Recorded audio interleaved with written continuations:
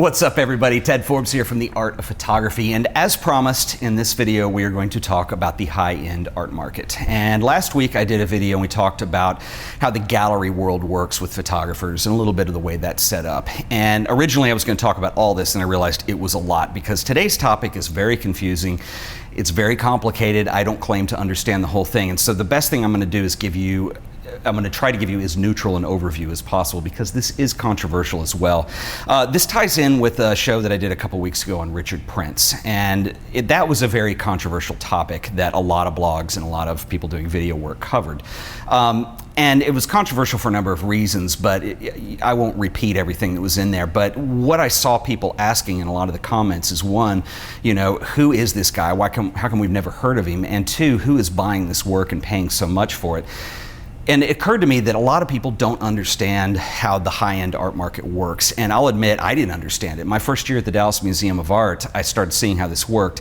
And I'm going to warn you now that a lot of the information that I'm going to give you here will challenge some of your core definitions of what art means to you. Because what we're doing is we're talking about how it starts selling for not just money, but big money. And this is a world that most artists don't know. I mean, this is the world of Andy Warhol, and this is the world of the best of the best. Well, arguably the best of the best, but the most famous of the best, I think, is a better way of putting it. And it is very complicated, and it's also not talked about a lot. The media does not cover it unless there's a lawsuit or something fairly controversial like Richard Prince's story. But they really don't cover it much in depth. However, I did look up some numbers, and I've got some notes on this. I found an article on Bloomberg, and this will blow your mind. Last year, the high-end art market was a $54 billion business. That is billion with a B, $54 billion business. And that's pretty significant. The US market was about 22% of that. It was the lion's share of that. And I want to talk about what this is, who some of the players are, and hopefully make some sense out of this, because it really is a world of investments is what it is. The art that you're going to see here, and it includes both photography and more traditional mediums like painting or sculpture, whatever ends up being high-end. And these are works that are usually sold through high-end dealers to museums, or they could be sold through auction houses like Sotheby's or Christie's. Or even, it comprises the art fairs that are really popular now, like Art Basel, and that's another big business unto itself. The art fairs make a ton of money just leasing those booths to dealers. I mean, that was in the billions last year.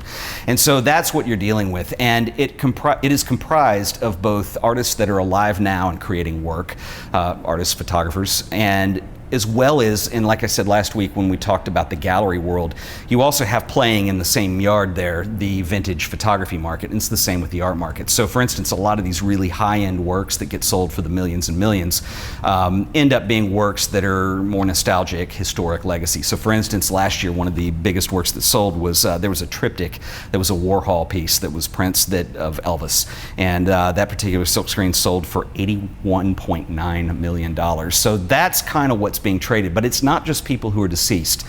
They're living artists like Gerhard Richter, Andres Gursky, Thomas Struth. There are a lot of people that are highly collected that get into this dollar figure. Now, who are the people buying this? Well, this is the weird thing, because in the last few years, and it's been snowballing for a while now, art has become a viable investment opportunity for certain people. So if you figure people who have made their money in various industries, it might be oil business, it might be the construction business, but they've made a fortune, and they're at a point in their careers and their lives where they want to start investing their money in something. Most of us know the traditional ways you would invest money, which would be in something like the stock market in the US, or perhaps there's financial investments you could do, there's venture capital where you can invest in startup businesses, but these are people that are looking for ways to invest some of their money to let it work for them. The art market has become part of this landscape in a big way. Art, I'm sure for a number of reasons, it is there's a certain thing about being in the art world that makes one look cultured. I'm sure that has a little bit to do with it. Some people genuinely like art. I've known collectors that I've worked with when I was in the museum world that were great people. They had interesting collections. It costs a lot of money to keep a collection. You have to hire special people to move things. You have to hire conservators to keep up with work, because sometimes it's very fragile, especially with modern art. And so anyway, these people have started investing, and this is where it gets a little hard for people to understand sometimes, and it was part of what I struggled with, is that you think a collector would collect work because they love it. And actually, that may have something to do with it, but people collect work like they would invest in the stock market. So for instance, somebody who invests in stock would not invest in a company because they thought their logo was beautiful or that they like the name of the company. They invest because they want to see a return on that investment one day. Completely understandable, but that's where it starts challenging what makes art special, because all of a sudden it has a dollar value that's assigned to it that can go up or down depending on what the market's doing. So that's what makes it a little hard to understand for some people. So the whole idea is that if you're a collector, you would invest in an artist, this is an extreme generalization, but maybe a living artist, so one day when they've passed away, it increases in value and you could potentially sell it one day to either make room for other parts of your collection or to make money off of your investment. So that's essentially how it works. Now, where it starts to get a little hazy here is that you have to understand, unlike the stock market, the art market, which is big money, is unregulated. The stock market is regulated. So there's laws and rules around what you can and can't do that can result in criminal activity if you misuse those laws. The art market doesn't have any of that. And I'm not saying that collectors are bad people. I think the vast majority of them, because they earned their wealth not by being stupid, they were very smart. A lot of people came from nothing and they do great business and they're doing it as an investment, and most people are ethical. However, when you have an unregulated industry, and this is controversial because some people say regulate it, some people say don't, when you have an unregulated industry, it certainly opens the door for people who want to behave in a less than ethical fashion. And I'll give you a couple examples of where this becomes controversial. So in photography terms, in the 90s, there was a German collector by the name of Hans Groth. And he was starting to collect work by living artists, living photographers. And he would get stuff at very low prices because he was promising that what he would do is, as soon as the collection got to be a certain size, is that he would build a museum to house the collection in, and it would live on that way. And what happened was, in the late 90s, the new school of German photography, so this includes people like Thomas Struth, this includes Andres Gursky, this includes, that school of German photographers started getting hot. And what he did is he actually took a Gursky print, a very large print done in Paris, and sold it through Christie's when that market was at its peak and all that stuff had gotten very hot and collectible. And he sold the piece for, it was well over $500,000 US. It was actually 400 something, I didn't put that in my notes, so I think it was 432,000 pounds, which is a lot of money. And at that time, it set the record for the highest price ever paid for a photographic print. And that was a Gursky piece. And he set that record a couple times. You've probably heard his name before in doing that. But he's hot. He's part of this German aesthetic that was popular in the 90s, still continues today. And that was an example of a market that got hot and a sale got hot. Now, here's the problem with that, is that Groth had more than open opportunity to, it's his piece, he can do with it what he wants, so he was able to sell it. That's free market. The problem is that he was getting this work at a really low price, telling people he was going to build a museum, which he never did. And so you kind of start to wonder what the ethics are sometimes. And I know that it may be more than just black and white, and I don't know what his side of the story is. There's a lot of reasons why one doesn't actually build a museum. But when you make that your MO for collecting work and the way that you get lower prices on things, I think it becomes a question of ethics at that point. So that's one example. There was another example that actually was around the same time, I think probably a little later, but there was a New York collector who bought an Andre Curtis print, and he bought it from a dealer and paid $275,000 for this print. And it was a print from Curtis's Paris period, which is kind of known as being the most collectible, the most rare. And a couple years later, the estate came out and said that they'd cataloged all the work, and that actually wasn't from that period at all. So the guy immediately sued the dealer who sold it to him, and then this whole thing ensued. It got caught up in the courts. Now, this is not a criminal lawsuit. This is just a civil, I'm suing you because you were misleading. And an agreement was reached, but it was a no-speak on both sides, so nobody ever really knew what happened to it. But that's one of the things about it, is that there's no pricing structure to this market. If you feel like you can get $8,000 million, whatever is astronomical, and somebody's willing to pay that, then so be it. And the problem is that you have a lot of dealers who line up in this, and a lot of things get traded and the price goes up.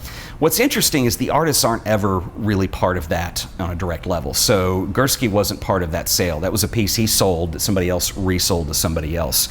And this is what can be very controversial, that a lot of people who are artists can take issue with. If a song is played on the radio, a royalty is paid. Artists aren't necessarily part of these sales. And that's kind of, it's not cut and dry, but you can see the similarities and maybe some of the differences too. Now, this is true in the U.S., and there's two concepts that are in play. There is the American first sale doctrine, which basically states that if you have something you've created, you can sell it once, and once somebody's purchased that, that's the only time you can make any money off that transaction or that sale. Whereas in Europe, it's a French word, it's the droit de suite, which basically means the right to follow. And in Europe, every time a piece gets sold or resold, the original creator gets some chunk of that. So that's a big difference between the way it works in Europe and the way it works in the US. And like I said, I am not an expert on this and I don't know enough of the details, so this is a very generalized way of looking at that. The first sale doctrine in the US was challenged back in 2012 in California court, and it was declared unconstitutional that you could continue to make money off of something you sold once. And all these are legal opinions, of course, but you can start to see where the controversy in all this comes into play. There's a lot to this, and you can certainly see how somebody like Richard Prince comes along and makes a career out of being controversial and shocking because he's competing against Warhol and other people, and Prince sells for a lot of money. And it's his responsibility to try to keep his career on the upswing. Now, even though an American artist might not make resales when something gets popular like that, they do benefit from it in the sense that if they're hot, then the work that they're currently selling will increase in price too. So it's not like they're missing out completely on it. And this is where something gets really strange here, and I have a comparison to the stock market to make on this. With the museum world, a lot of times museums that deal in contemporary art will do what they call a mid-career retrospective for a living artist. When this happens, generally because it's a major exhibition that will travel and tour, the value of the work increases dramatically, and we've seen this over and over again. Typically, people who are on the board of trustees know about these in advance. The museum wants them to buy one of these pieces for a number of reasons. Hopefully they will donate it to the museum, they will at least display it there, but they're getting a good deal by buying it early. If this happens in the stock market, boys and girls, this is known as insider trading, and one can go to jail for this. Martha Stewart had that happen a couple years ago, and so it's really difficult to kind of see how this works sometimes. I'm not saying that that's in the wrong, it happens all the time, but museums' hands aren't clean either. I'm curious to know what you guys think. This is a very controversial topic, and I'm happy to discuss this further, so please leave a comment and let me know what you guys think. As always, if you enjoyed this episode, please remember to like it and share it with your friends, and as always, subscribe to The Art of Photography for more crazy controversy episodes like this one. This one's really kind of out there, and I'm not sure there's an easy answer for it. I have some more things I want to say, but I'm going to wait till another episode to do that, but I want to hear what you guys have to say first. Once again, guys, this has been another episode of The Art of Photography. See you guys in the next video. Later.